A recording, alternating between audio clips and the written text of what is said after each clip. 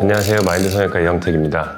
오랜만에 새로운 주제를 가지고 찾아뵙게 됐는데 요새 좀 부쩍 남녀 비율로 따졌을 때 남자분들 코 성형 수술 비중이 증가하는 것 같아요. 남자분들 복코나 매부리코 관련해서 몇 가지 사례와 함께 설명을 드리려고 합니다. 원장님, 제 코가 복코에 해당하나요? 근데 제가 처음에 뵙고 복코라고 생각을 했었는데 자세히 보니까 또 엄청 복코는 아니시더라고요. 복코의 이미지를 주는 게 뭐 코끝도 있고 뭐 콧볼이 넓다든지 얼굴에 좀 뭐 살이 많아서 코도 같이 조금 퍼져 보인다든지 그런 분들 이미지상 말씀드리는 용어이지 사실 복코에 뭐 의학적 정의가 따로 있다든지 그러지 않는데 제가 복코인가요 아닌가요 이렇게 딱 정해지는 건 없지만 복끝이 좀 퍼져서 조금 세련돼 보이는 게 좀 덜하다든지 그러면은 좀 복코기가 있다, 복코라고 말할 수 있다 정도로 얘기할 수 있는 것 같아요. 남자 복코의 특징이 있을까요? 남자분들은 아무래도 여자분들보다 피부가 좀 두꺼워요. 그래서 조금만 더 퍼져 있거나 안에 구성 성분이 좀 많거나 뚱뚱하면 두꺼운 피부로 인해서 더 뚱뚱하거나 커 보이기가 쉬운 것 같아요. 그래서 여자분들보다는 복코가 같이 수술하는 경우가 훨씬 더 많고 피부도 남자분들은 뭐 저처럼 좀 얇은 분들도 있는 반면에 두꺼운 분들도 많고 여성분들보다는 좀 복코의 비중이 좀 높은 것 같아요. 그 복코인 사람들이 성형을 했을 때 네. 얼마나 개선되세요?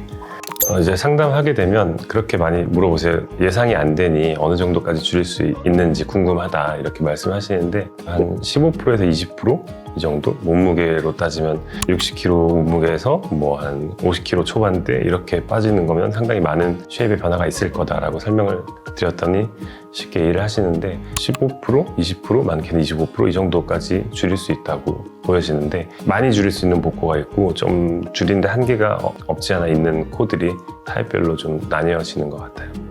남자 복코 수술할 때 중요한 부분이 있을까요? 복코를 줄이겠다고 해서 뭐 피부를 너무 막 많이 깎아내고 너무 뾰족하게 세우고 하는 것들은 바람직하지 않고 오히려 그런 것들 때문에 재수술을 하러 상담을 오시는 경우가 상당히 많거든요. 그래서 뭐 무조건 많이 높여야 복코가 개선이 된다 아니면 나중에 다시 홍살이 뭐 생길 걸 감안해서 과교정을 해달라고 이렇게 말씀하시는 분들도 덜어 있으신데 너무 과교정하는 거는 좋지 않고 적절하게 교정을 해야 나중에 수술한 티가 너무 나거나 아니면 코끝 주변으로 그늘지거나 울퉁불퉁하거나 속에 구조물이 비쳐 보이거나 하는 그런 모양적인 부작용들을 예방할 수 있을 것 같아요.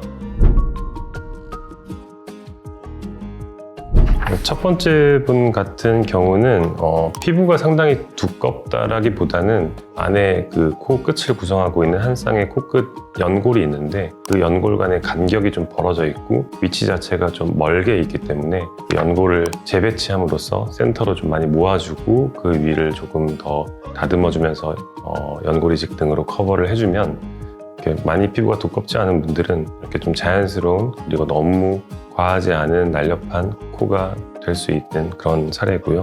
그리고 코끝을 잘 줄여놔도 콧볼이 원래 넓은 분들은 콧볼만 넓게 남으면 또 여전히 복코가 남아있는 것처럼 이미지가 남을 수 있기 때문에 콧볼 축소도 너무 과하지 않은 범위 내에서 필요하다면 적극적으로 시행을 하는 편입니다.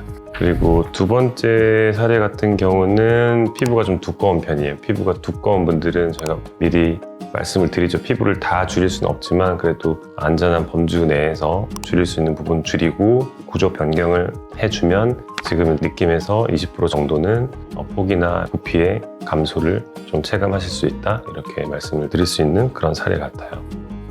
높이를 많이 올리지 않고 네. 복코 개선이 가능할까요?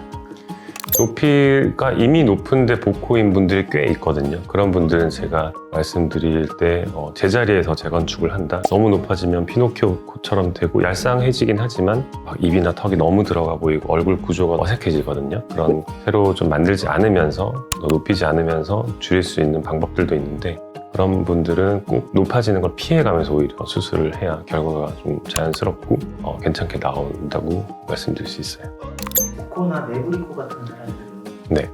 대부분 유전이라고 보거든요. 저도 처음에는 코 모양이 쌍꺼풀이나 얼굴형처럼 유전적인 경향이 많다고 생각을 했는데 수술하면은 이제 연령대가 어리신 분들은 부모님하고 동행을 많이 하고 심지어 이제 뭐 어머니, 아버지, 부모님 다 같이 오시는 경우가 상당히 많거든요. 그러면 제가 한 가족의 어떤 얼굴의 특징들을 다 볼 수 있는 기회가 많잖아요. 근데 오늘도 되게 심한 매부리 코 수술을 했는데 엄마 아버지 두 분 다 매부리가 하나도 없는 코인 거예요. 수술 안 하셨는데도.